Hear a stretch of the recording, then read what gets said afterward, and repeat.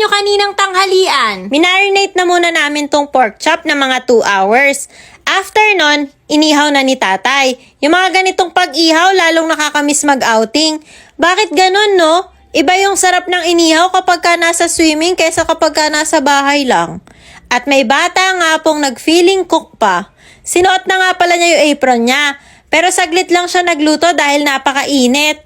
Inihaw na liempo, pork chop, manok, hotdog. Yan yung mga madalas na ulam kapag ka nasa outing, lalo na pag sa beach. Nakapag-beach na ba ulit kayo? Kami simula nung nag-pandemic, hindi pa. 2019 pa yung huli naming punta ng beach. Sana ngayong April makapunta na. Hindi pa nakakapunta ng beach sila Gio at Jazz, kaya excited ako madala sila. Ano kaya magiging reaction nila? Matutuwa kaya o maiiyak? Si Gio gustong-gustong nagsiswimming sa pool. Si Jazz naman, hindi pa siya nakakapag-swimming kahit sa pool. Habang binivideo ko to, natakam ako. Habang ine-edit ko, natakam ako. Habang bino-voice over ko, natakam pa din ako. Kayo ba? Hiniwa-hiwa nga pala namin para mas maging madami. Ewan ko ba? Kapag kasi isa-isa, parang nagiging kulang yung ulam.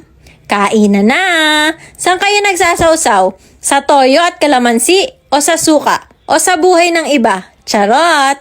Pagkatapos kumain, pinuntahan ko si daddy sa kwarto habang nagla-laptop para manguto. Char. Sabi ko sa kanya, pengi naman pang salon kasi ang dry-dry ng buhok ko. Baka naman. Tuwang-tuwa naman ako dahil dali-daling tumayo at kinuha yung wallet. Hindi naman halata sa mukha kong excited ako sa pagbuklat ng wallet. Pero mga maricakes, ba't ganon?